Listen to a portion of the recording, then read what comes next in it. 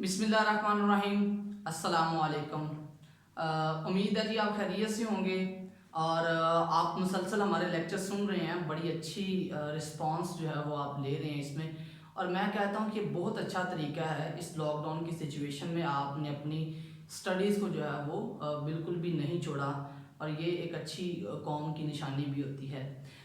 अच्छा जी स्टूडेंट, आपने चैप्टर को स्टार्ट किया है वेव्स एंड ऑसिलेशंस। इसमें से आपने एक पोर्शन जो है वो कंप्लीट कर लिया है।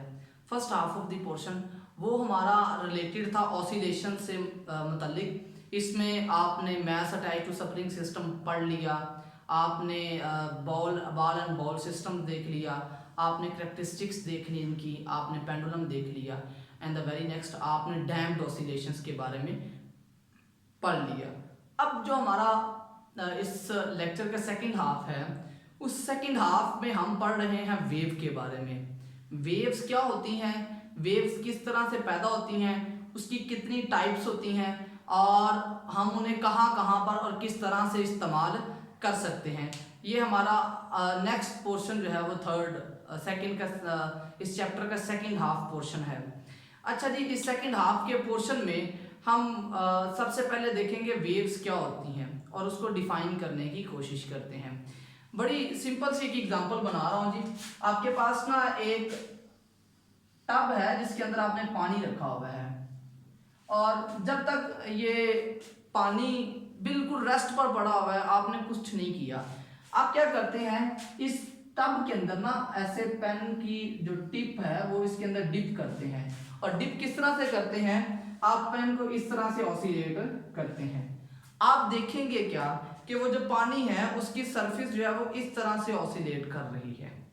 मतलब वो जो पानी के पार्टिकल्स हैं वो अप एंड डाउन मूव कर रहे हैं।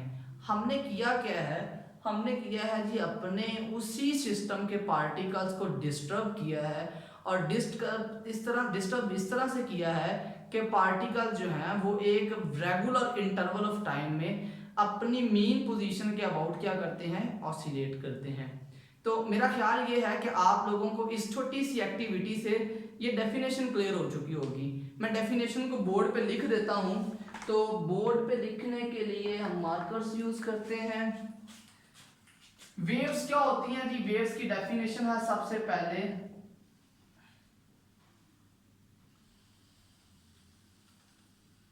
Disturbance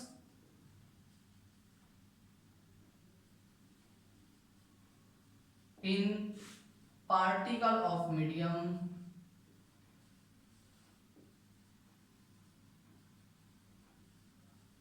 such that particle of medium oscillate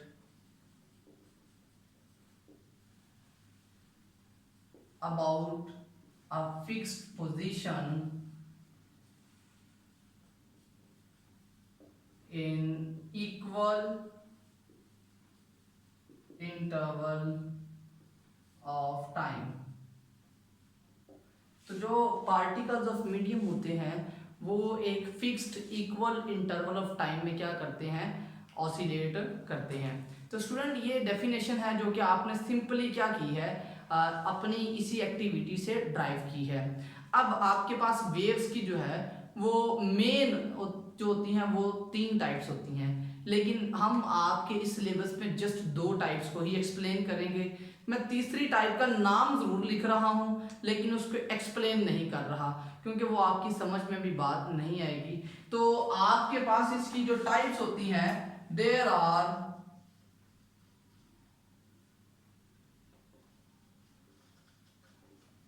2 main types. Book को फॉलो करते हैं जी हम, ऑफ वेव्स। कौन कौन सी 2 मेन टाइप्स हैं जी आपके पास, वो देख लेते हैं। Number 1 is mechanical wave,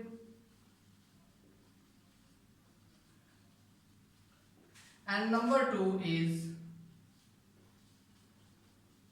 electromagnetic waves। आपके पास वेव्स की 2 मेन टाइप्स मैंने बताई हैं। एक बताई है जी मैकेनिकल वेव्स और दूसरी मैंने बताई है इलेक्ट्रोमैग्नेटिक वेव्स। अब मैकेनिकल वेव्स को अगर हम डिफाइन करें तो हम क्या लिख सकते हैं जी, अब ऐसी वेव्स को हमने बेसिकली इस वक्त कैटेगराइज किया है उनकी प्रोपगेशन के हवाले से। कुछ वेव्स जो हैं वो ट्रैवल करने के लिए उन्हें मीडियम की ज़रूरत पड़ती है और कुछ वेव्स को ट्रैवल करने के लिए मीडियम की ज़रूरत नहीं पड़ती। तो आप इस कैटेगरी को चेंज कर रहे हैं, इनको डिफाइन कर रहे हैं। तो हम सबसे पहले बताते हैं जी मैकेनिकल वेव्स कौन सी होती हैं। मैकेनिकल वेव्स की अगर बात की जाए,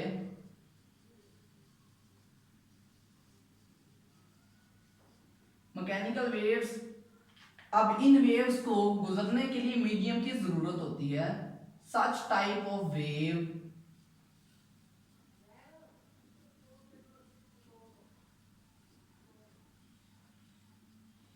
रिक्वायर मीडियम फॉर देयर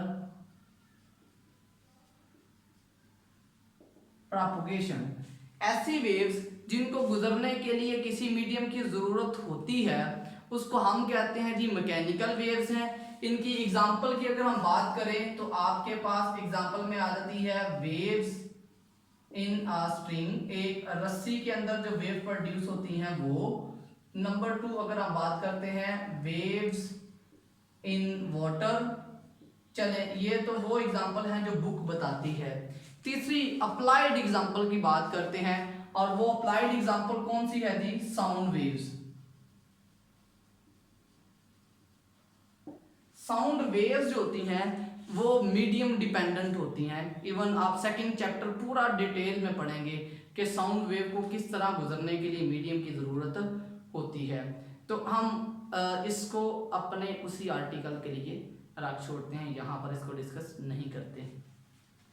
अच्छा जी, दूसरी हमने कौन सी पढ़नी है जी, electromagnetic waves.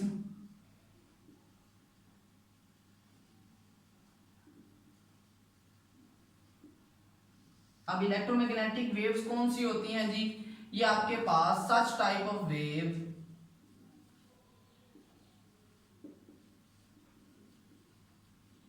Do not require any medium for their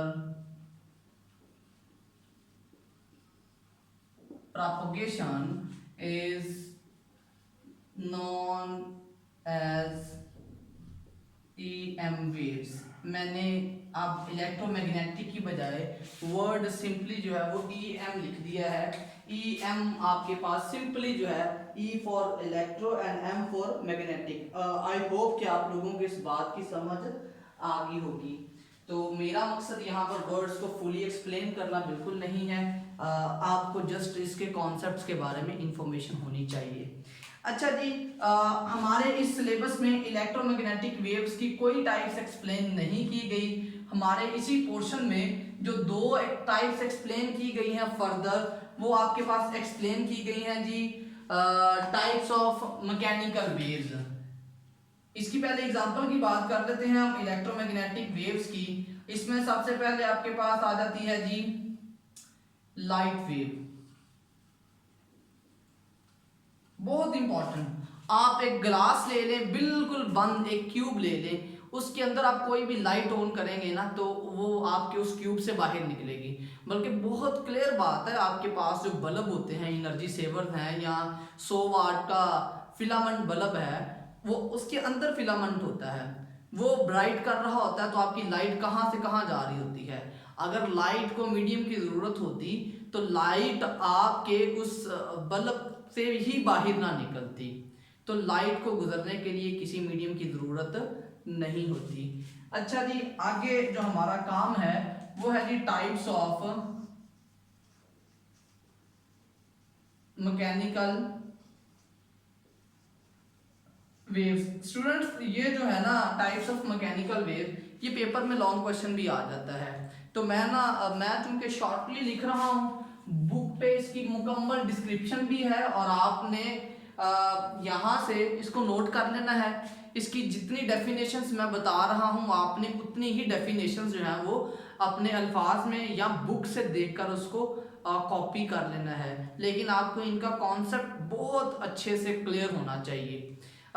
मैं यहीं पर इसको फिलअप करने की कोशिश करता हूँ। मेरा ख्याल है कि थोड़ा मुश्किल हो जाएगा, लेकिन हम अपनी पूरी कोशिश करते हैं कि हमें नेक्स्ट ना जाना पड़े। चले जी, आपके पास आ जाती हैं, इसकी दो टाइप्स हैं। Number one is transverse wave and number two is longitudinal waves.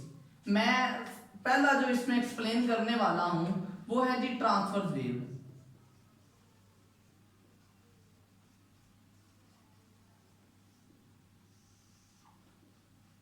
Transverse wave क्या होती हैं? आपने स्टूडेंट इसको समझ लेना बस थोड़ा सा। हमारे पास ना वेव की डायरेक्शन ऑफ प्रोपगेशन जो है वो ये है, ये वेव की डायरेक्शन ऑफ प्रोपगेशन है। अब ये वेव ट्रेवल कैसे कर सकती है? ये वेव ट्रेवल कर सकती है, आपके पार्टिकल्स जो है वो अप एंड डाउन मूव करें, मतलब ऐसे। अब इसमें अगर आप देखें, जो पार्टिकल्स ऑफ द मीडियम है, वेव की डायरेक्शन ऑफ ट्रैवलिंग आपकी ये राइट वर्ड है, particle up and down move कर रहे हैं। अगर आप अपने इस वेव की डायरेक्शन और पार्टिकल की ऑसिलेशंस, इन दो चीजों को ऑब्जर्व करेंगे तो हमें पता चलेगा कि पार्टिकल ऑफ द मीडियम जो है वो परपेंडिकुलरली ऑसिलेट कर रहे हैं डायरेक्शन ऑफ ट्रैवलिंग के। तो यहां पर हम इसको डिफाइन करें तो हम लिख सकते हैं, in this type of wave, this type of wave,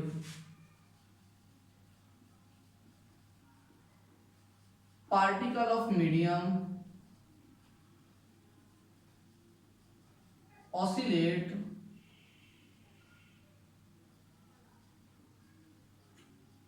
perpendicular to the direction of traveling of waves। तो आपके पास क्या है जी, ये एक वेव की ऐसी टाइप है जिसमें पार्टिकल ऑफ द मीडियम जो है वो वेव की डायरेक्शन ऑफ ट्रैवलिंग के परपेंडिकुलरली ऑसिलेट करते हैं। तो ये हमने बड़े सादा से अल्फाज में डेफिनेशन लिख ली है। अब इसकी अगर आप एग्जांपल की बात करते हैं स्टूडेंट, तो एग्जांपल आपके पास आ जाती है लाइट वेव। लाइट वेव जो है वो आपके पास आ जाती है ट्रांसवर्स वेव। इसी तरह वाटर वेव जो है वो भी आपके पास ट्रांसवर्स वेव होती हैं। अब लाइट वेव्स क्या होती हैं जी? लाइट वेव को समझने के लिए ना आपको ये मैं 3 मार्कर्स ले रहा हूं स्टूडेंट। एक मेरे पास है जी रेड मार्कर, एक मेरे पास है ब्लू मार्कर। ये जो रेड मार्कर है ना, ये वेव की डायरेक्शन को रिप्रेजेंट कर रहा है। ये वाला जो ब्लू मार्कर है ये इलेक्ट्रिक फील्ड की डायरेक्शन को रिप्रेजेंट कर रहा है, और ये जो ब्लैक मार्कर है मेरे पास ये रिप्रेजेंट कर रहा है मैग्नेटिक फील्ड की डायरेक्शन को। बेटा होता क्या है इसमें, इलेक्ट्रिक फील्ड और मैग्नेटिक फील्ड ये दोनों एक दूसरे के परपेंडिकुलर ऑसिलेट करते हैं, और जो आपकी वेव होती है वो इन दोनों फील्ड्स के परपेंडिकुलरली क्या कर रही होती है, मूव कर रही होती है। तो यहाँ पर वेव इस फील्ड के साथ भी परपेंडिकुलर है और वेव इस फील्ड के साथ भी परपेंडिकुलर है। हम इसको ड्रॉ करने की कोशिश करते हैं जी। आपके पास स्टूडेंट ये वेव की डायरेक्शन ऑफ ट्रैवलिंग है, यहाँ पर ये मैं कलर चेंज कर लेता हूं ताकि आप लोगों के लिए आसानी हो। ये स्टूडेंट आपके पास जो है इलेक्ट्रिक फील्ड ट्रैवल कर रहा है, ये तो हमें नजर आ रहा है ना कि परपेंडिकुलर है। और सेकंड जो ब्लैक फील्ड है वो कुछ यूं है, ये ब्लैक फील्ड ऐसे ही है कि एक अप एंड डाउन है और एक ऐसे ऐसे मूव कर रहा है, इनवर्ड एंड आउटवर्ड, और वेव की डायरेक्शन ऑफ ट्रैवलिंग वो राइट वर्ड की तरफ ही है। अच्छा जी, अब इसकी ना वेव बहुत इंपॉर्टेंट है। ये आपके पास एग्जांपल है लाइट वेव की। अब हम समझ लेते हैं जी इसकी वेव की डायग्राम को। बच्चे ये आपके पास मीन पोजीशन है, और मीन पोजीशन पर अगर आप वेव ड्रॉ करते हैं तो आप कहते हैं ये हमारी एक वेव है। आपने मीन पोजीशन से वेव को ड्रॉ किया है। अब इसमें कुछ पार्टिकल्स जो हैं वो आपके अपर पोर्शन पर हैं, कुछ पार्टिकल्स आपके लोअर पोर्शन पर हैं। तो हमारे पास जो अपर पोर्शन पे पार्टिकल्स होते हैं उनको हम कहते हैं क्रस्ट, और जो लोअर पोर्शन पे पार्टिकल्स होते हैं उनको हम कहते हैं ट्रफ। अच्छा जी, क्रस्ट को डिफाइन कर लेते हैं, द पोर्शन ऑफ, आप बल्कि डायरेक्ट ही लिखें, upper portion of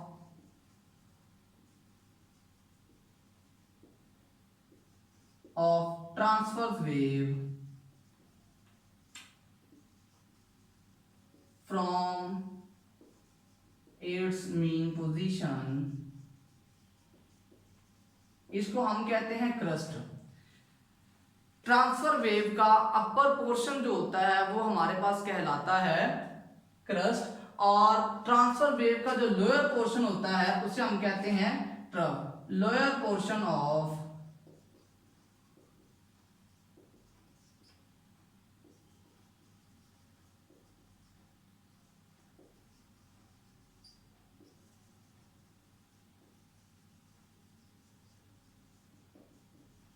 mean position, तो आपकी ट्रांसफर वेव का लोअर पोर्शन जो होता है उसे हम कहते हैं ट्रफ।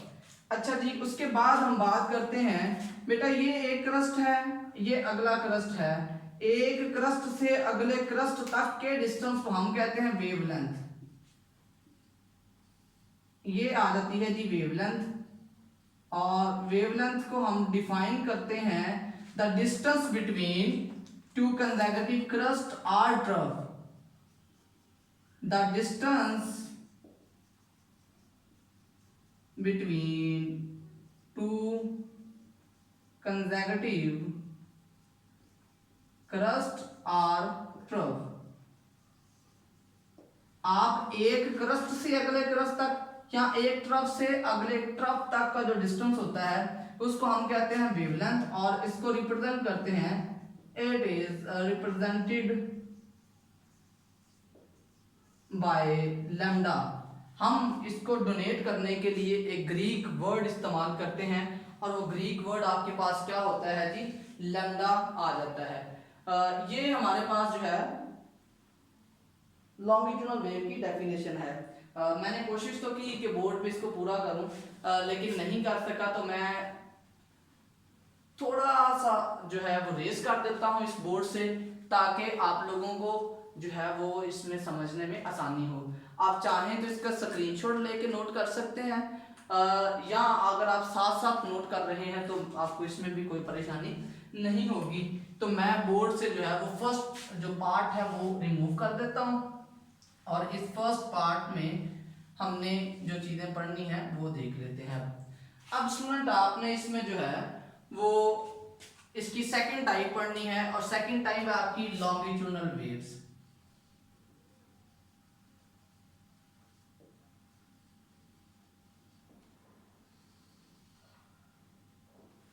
लॉन्गिट्यूडनल वेव्स आपके पास कौन सी होती हैं?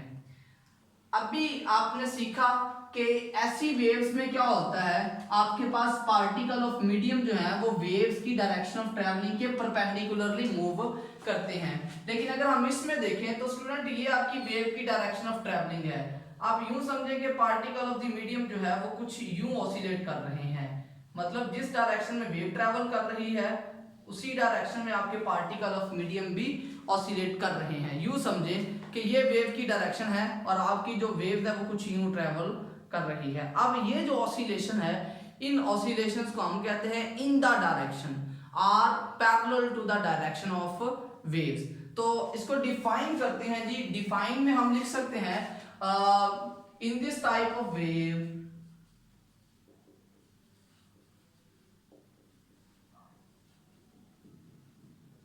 particle of medium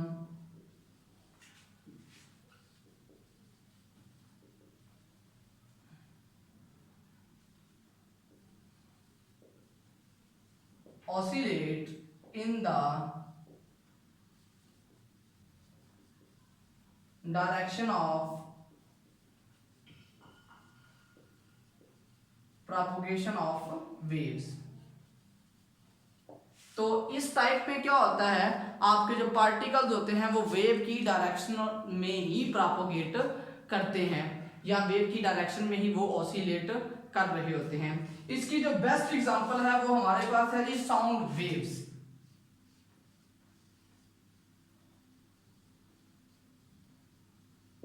sound waves आप सेकंड चैप्टर नंबर 10 आपके पास बनता है, 10 नहीं 11 चैप्टर, तो 11 चैप्टर में ही आप डिटेल में इसके बारे में पढ़ेंगे और बकायदा आप प्रूव करेंगे कि किस तरह से साउंड वेव्स जो हैं वो हमारे पास मैकेनिकल नेचर की भी होती हैं और लॉन्गिट्यूडनल नेचर की भी होती हैं।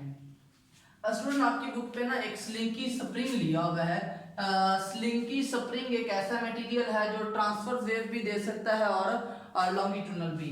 यहाँ पर भी मैं स्लिंकी स्प्रिंग ही बना रहा हूँ।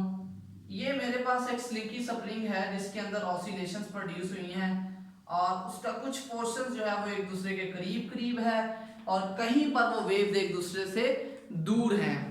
जिन पोर्शंस में वेव्स के पार्टिकल्स एक दूसरे के करीब करीब हैं, ये पोर्शन और ये पोर्शन, इनको हम कहते हैं जी कंप्रेशंस हैं और इनको हम कहते हैं रेयर फ्रैक्शंस।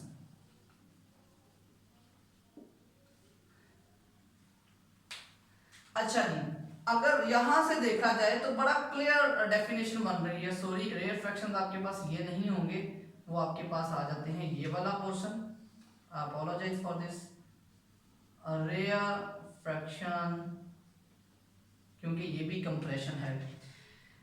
अच्छा जी, इनको डिफाइन करते हैं। यहां से हमें नजर आ रहा है कंप्रेशन में मॉलिक्यूल्स एक दूसरे के करीब करीब हैं, रेयर फ्रैक्शंस में मॉलिक्यूल्स एक दूसरे के दूर दूर हैं।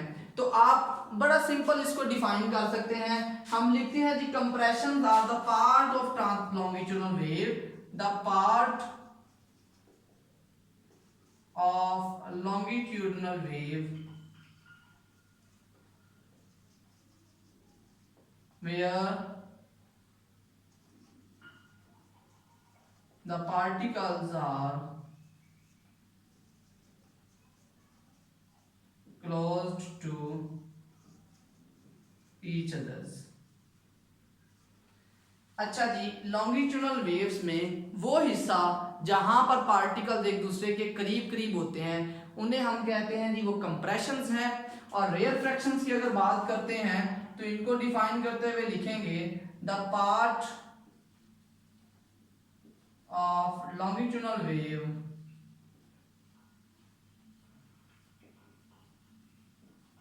where the particle of medium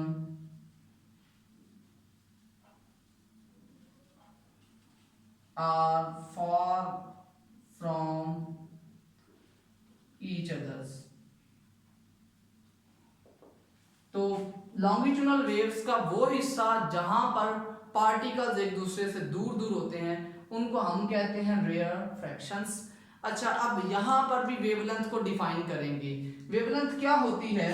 एक कंप्रेशन से अगले कंप्रेशन तक का डिस्टेंस या एक रेयर फ्रैक्शन से अगले रेयर फ्रैक्शन तक का डिस्टेंस। आप कोई भी दो चीजें कंसेक्यूटिव ले सकते हैं, दिस इज वेवलेंथ। और वेवलेंथ को आप यहां पर डिफाइन करते हुए लिखेंगे, वेवलेंथ क्या होगी जी? वेवलेंथ आपके पास आ जाती है डिस्टेंस बिटवीन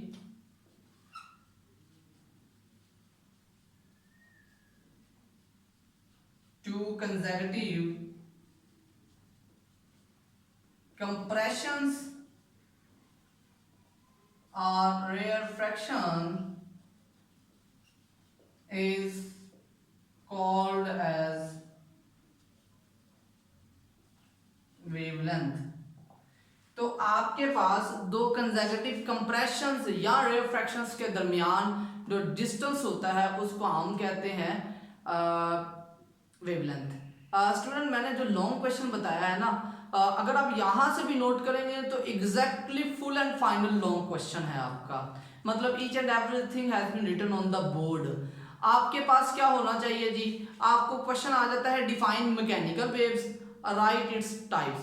आपने सबसे पहले मैकेनिकल वेव की डेफिनेशन लिखनी है, उसकी एग्जांपल बता दें कोई एक, उसके बाद बताएं जी आपके पास मैकेनिकल वेव्स की दो टाइप्स होती हैं।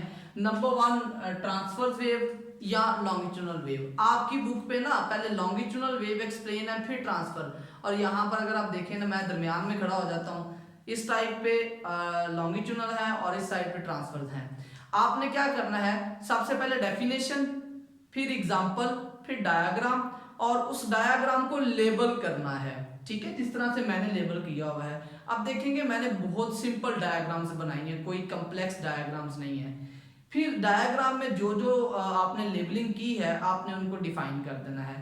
एक में टोटल मिला के 4 डेफिनेशन होती हैं। ठीक है, इसी लॉन्गिट्यूडनल वेव्स में सेम आपने क्या करना है, ट्रांसवर्स वेव की हेडिंग देनी है, एग्जांपल लिखनी है, उसकी वेव की डायग्राम बनाए, लेबल करें, लेबल करके जो चीजें मैंने तो वेव के ऊपर नीचे लिख दी है ना, आपने इनको सीक्वेंस में नीचे पेपर के ऊपर लिखना है।